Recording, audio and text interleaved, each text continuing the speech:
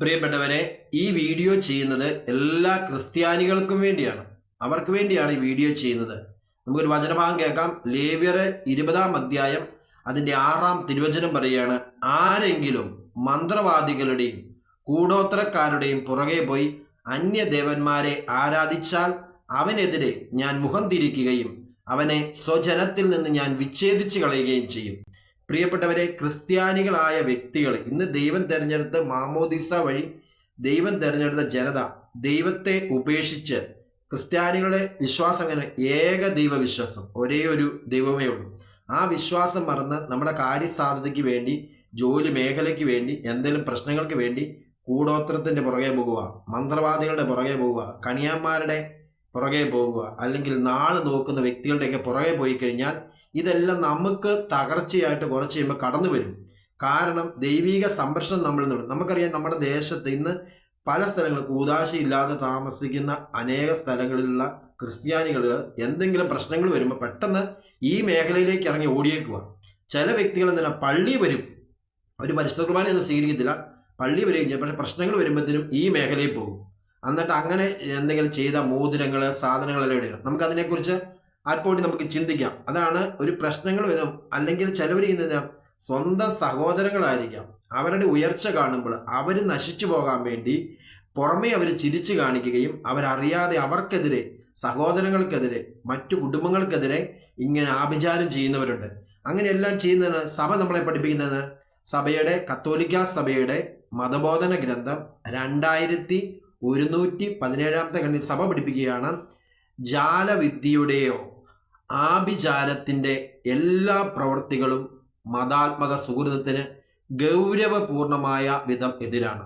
സഭ പഠിപ്പിക്കുകയാണ്, ജാലവിദ്യയുടെയോ ആഭിചാരത്തിൻ്റെ എല്ലാ പ്രവൃത്തികളും മതാത്മക സുഹൃതത്തിന് ഗൗരവമായ വിധം എതിരാണ്. എന്നിട്ട് പറയുകയാണ്, ആഭിചാരം ചെയ്യുമ്പോൾ ആരെങ്കിലും മറ്റുള്ളവരെ ദ്രോഹിക്കണമെന്ന ചിന്തയോടുകൂടി പിശാചുക്കളുടെ ഇടപെടലിനെ ആശ്രയിച്ച് ചെയ്യുമ്പോൾ അത് കൂടുതൽ ശപിക്കപ്പെട്ടതാണ്. ആരെങ്കിലും ഉപദ്രവിക്കണം, കുടുംബങ്ങളെ, മറ്റു കുടുംബങ്ങളെ തകർക്കണം, സഹോദരങ്ങളെ അല്ലെ സഹോദരങ്ങളുടെ ഉയർച്ച കാണുമ്പോൾ ചെയ്യുമ്പോൾ നിങ്ങളിങ്ങനെ ചെയ്താൽ അത് കൂടുതൽ ശപിക്കപ്പെട്ടതാണ്. എന്നിട്ട് പറയുകയാണ്, പൂജിച്ച് തന്ന മന്ത്രചരടുകൾ, ഏലസുകൾ, ലോക്കറ്റ്, ഭാഗ്യകല്ലുകൾ ശരീരത്തിൽ വയ്ക്കുകയോ കൈവശം വയ്ക്കുകയോ വീടുകളിൽ കൊണ്ട് കുഴിച്ചിടുകയോ ഇതെല്ലാം ചെയ്തു കഴിഞ്ഞു കഴിഞ്ഞാൽ ഇതെല്ലാം ദൈവവിശ്വാസത്തിനെതിരെയാണ്.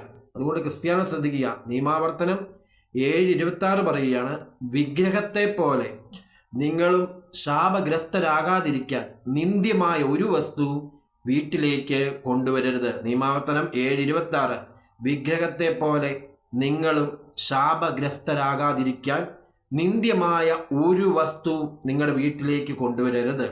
അതിനെ വെറുക്കുകയും ഉപേക്ഷിക്കുകയും ചെയ്യണം, എന്തെന്നാൽ അത് ശാപഗ്രസ്തമാണ്. പ്രിയപ്പെട്ടവരെ, നമ്മൾ ശ്രദ്ധിക്കേണ്ടതാണ്, നമ്മൾ ഇങ്ങനത്തെ തിന്മകൾക്കെതിരെ പോയി കഴിഞ്ഞു കഴിഞ്ഞാൽ പെട്ടെന്ന് ചിലപ്പോൾ ഒരു ചേച്ചി പറഞ്ഞത് ഇങ്ങനെയാണ്, ആ ചേച്ചിയുടെ മകൻ്റെ മദ്യപാനം മാറാൻ വേണ്ടി ഇങ്ങനത്തെ മേഖലയിൽ പോയി.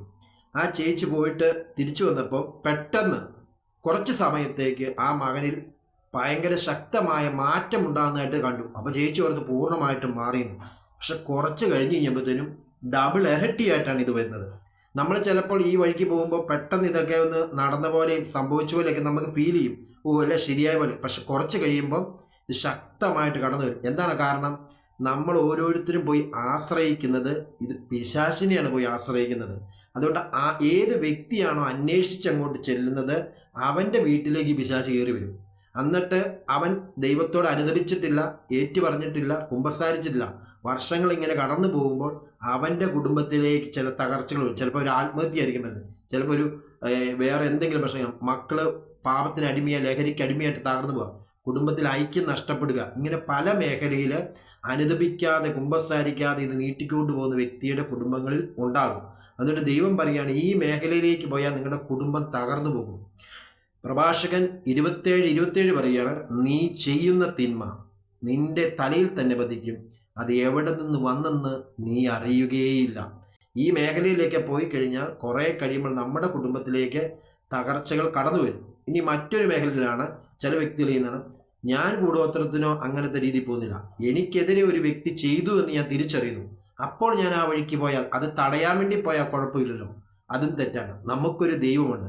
ആ ദൈവത്തിലാണ് ഒരു വ്യക്തി ആശ്രയിക്കേണ്ടത്.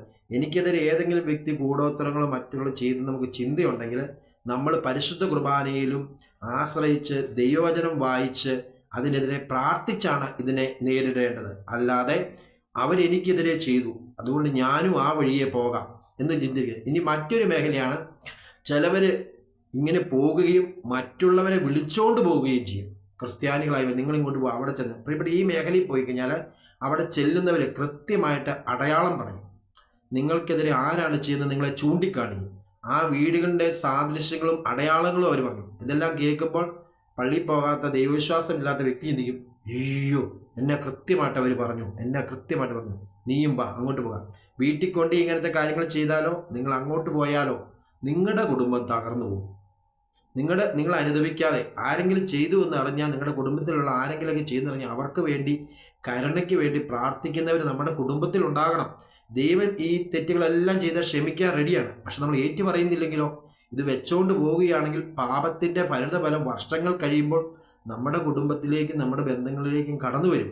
അതുകൊണ്ട് പ്രിയപ്പെട്ടവരെ ശ്രദ്ധിക്കുക, മന്ത്രവാദം കൂടോത്രം ഈ മേഖലയിൽ പോകാതിരിക്കുക. ഇങ്ങനെ ചെയ്തു കഴിഞ്ഞാൽ നമ്മുടെ ദൈവത്തിനെതിരെ ചെയ്യുന്ന വലിയ തിന്മയാണ്. ഇത് പിശാചിനെ ആശ്രയിക്കലാണ്. അതുകൊണ്ടാണ് നിങ്ങൾ ശ്രദ്ധിക്കുക. അതുകൊണ്ടല്ല പറഞ്ഞേ, നമ്മുടെ സഭ പറഞ്ഞല്ലോ, ജാലവിദ്യയുടെയോ ആഭിചാരത്തിൻ്റെ എല്ലാ പ്രവൃത്തികളും മതാത്മക സുഹൃത്തത്തിന് എതിരാണ്. എന്നിട്ട് പറയണം, പൂജിച്ചു തന്ന മന്ത്രച്ചരട്, ഏലസ്, ലോക്കറ്റ്, ഭാഗ്യക്കല്ലുകൾ ശരീരത്തിൽ ധരിക്കുക, കൈവശം വെക്കുക, കുഴിച്ചിടുക, ഇതെല്ലാം ചെയ്യുന്നത് തെറ്റാണ്. അതുകൊണ്ട് നിങ്ങൾ ശ്രദ്ധിക്കുക, നിങ്ങളുടെ കുടുംബം തകർന്നു പോകും. ആരെങ്കിലും ചെയ്തിട്ടുണ്ട് ദൈവസന്നിധിയിൽ അനുദപിക്കുക. മാമോദിസ സ്വീകരിച്ച എല്ലാ ക്രിസ്ത്യാനികളും ശ്രദ്ധിക്കുക, അനുദപിക്കുക, മറ്റുള്ളവർക്ക് വേണ്ടി പ്രാർത്ഥിക്കുക. മറ്റുള്ളവർ തകർന്നു പോകാൻ നമ്മൾ ചെയ്തിട്ടുണ്ടെങ്കിൽ അതെല്ലാം ദൈവസന്നിധിയിൽ അനുതാപത്തോടെ ഏറ്റുപറയുക. ശ്രദ്ധിക്കുക. കർത്താവെ, ഞങ്ങളുടെ മേൽ കരുണയായിരിക്കണമേ എന്ന് നമുക്ക് പ്രാർത്ഥിക്കാം. ഈശോ മിശിഹായെ, ഞങ്ങളുടെ മേലും ലോകം മുഴുവൻ്റെ മേലും എല്ലാ കുടുംബങ്ങളുടെ മേലും കരുണയായിരിക്കണമേ എന്ന് പ്രാർത്ഥിക്കുന്നു. കർത്താവിൻ്റെ പരിശുദ്ധ നാമം മഹത്വപ്പെടട്ടെ.